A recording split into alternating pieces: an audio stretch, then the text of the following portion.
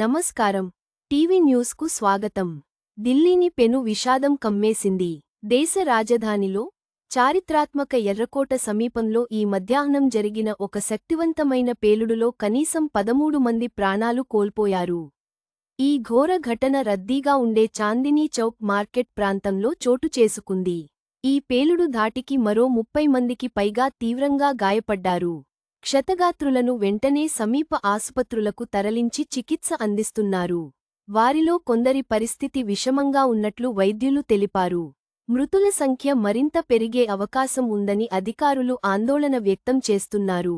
సమాచారం అందిన వెంటనే పోలీసులు, భద్రతా బలగాలు, జాతీయ దర్యాప్తు సంస్థ బృందాలు ఘటనా స్థలానికి చేరుకున్నాయి. ఆ ప్రాంతాన్ని దిగ్బంధించి విస్తృత దర్యాప్తును ప్రారంభించాయి. ఇది బాంబు దాడి అయి ఉండవచ్చని పోలీసులు అనుమానిస్తున్నారు. పేలుడుకు గల కారణాలపై స్పష్టత రావాల్సి ఉంది. ఈ ఘటనతో ఢిల్లీ అంతటా హై అలర్ట్ ప్రకటించారు.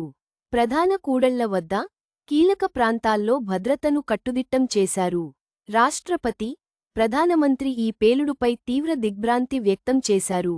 మృతుల కుటుంబాలకు ప్రగాఢ సానుభూతి తెలిపారు. క్షతగాతులకు మెరుగైన వైద్య సహాయం అందించాలని అధికారులను ఆదేశించారు.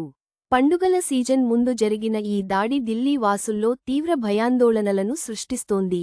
భద్రతా లోపాలపై అనేక ప్రశ్నలను లేవనెత్తుతోంది. దర్యాప్తు కొనసాగుతోంది. నేటి వార్తలు ఇంతే.